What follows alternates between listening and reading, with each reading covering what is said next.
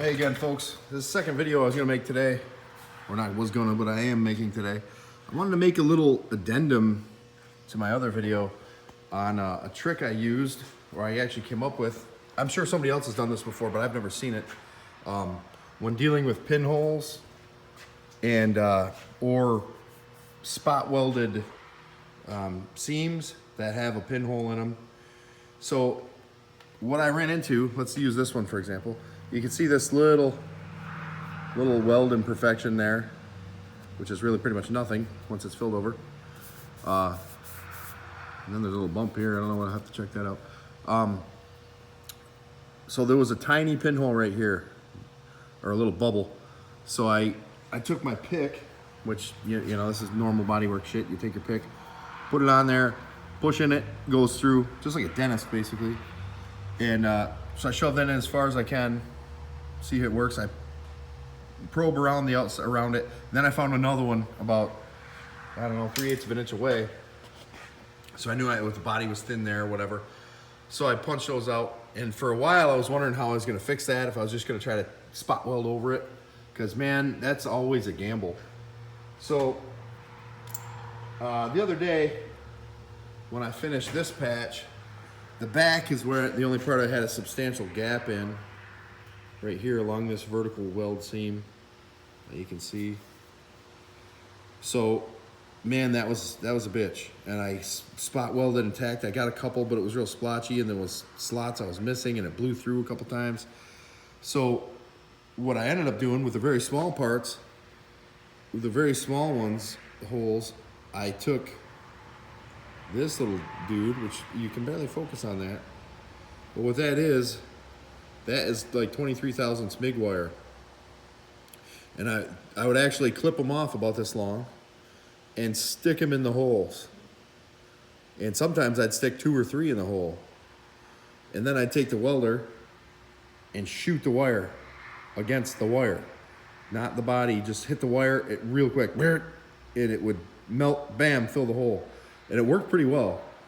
And it allowed you to have more heat dissipation, more filler, and it would spread the arc, you know, to different spots. Because this 23 thousandths wire is pretty acute, you know, and you got all that voltage hitting right there. It's a very hot spot. So that worked for me. I got most of it done. I actually ended up using a couple pieces of filler metal, body metal, in a little longer rectangular slot, and clipping a piece off and driving it in there and doing the same type of thing.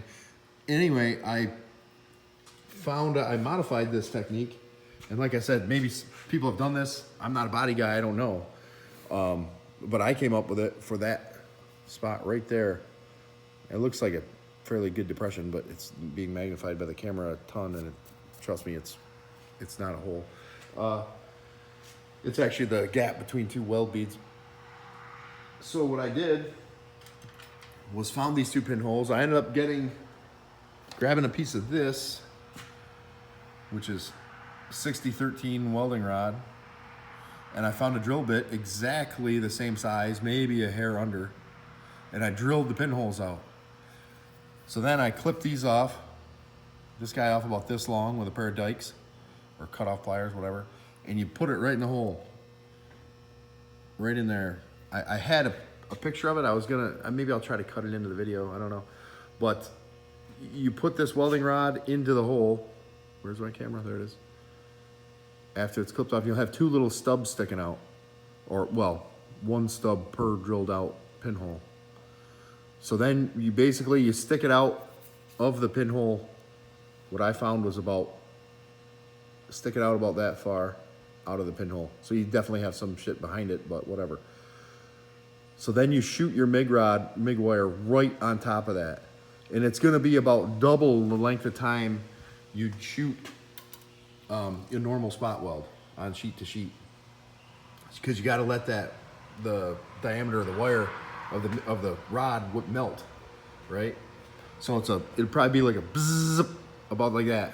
Well, how do you like the sound effect too, right? But that'll allow that to melt down, and it distributes the heat. It lets the heat sink in, and it distributes the arc all the way around your hole, right? So instead of having 20 thousandths-ish wire burning right all everything there, that's all distributed around the width or the diameter of that, or let's say the circumference of this, you know, piece of 6013. You know, thus giving you all that, you know, around the hole, electrocuting it at once and melting that whole wire in. And then you'll have a hefty little bump, and you'll be able to look around the sheet metal and see a heat soak mark all the way around your little plug. And then you go on and do the next one the same way, and that makes it grind off, and then you get nice, good results like that.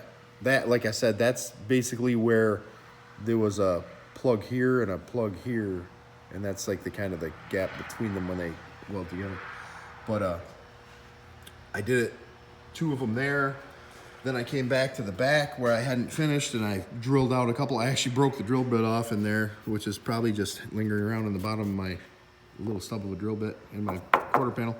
But so be careful of that. But I ended up using it in a couple of these, and man, it's so much easier than trying to spot weld over a hole and bring it together and then blowing out an edge and just making a mess of your work, you know, because you don't know how big of a recession the rust hole is made in the back. You know, usually it's a big wide crater of rust that's thinner and thinner towards the pinhole. So you don't know, so just drill it out bigger, you know, and then get to something, and then you got something. The only disadvantage to this, I would say, would be the back side of your panel if you can't get to it, because obviously the wheelhouse is in here. You're gonna have the little stub welded sticking off. Well, who the hell's gonna see that here? You know, you can't even get back there in the car at all. Like if you had a restoration where it was all open, you'd want to get in there and grind the backside off of it. But with this, I'm just trying to do like a good quality, you know, non-stripped down fix of this stuff. So I'm not really worried about little shit like that. Nobody's ever gonna know that. You know, you gotta keep in mind, at least I personally have to keep in mind how much time and worry I have to do in this, you know. It's because it can suck your time and money in forever, you know. You gotta finish it at some point. So that, I don't know if that'll help. I don't know if everybody's ever done that, but I could come up with that on my own. Hopefully, I'm probably not the first guy to ever think of that, but it's kind of like I came up with the idea from watching a TIG video where they just use lay wire in a gap and use that to bridge, and I was like, that's an excellent idea. All right, later, folks.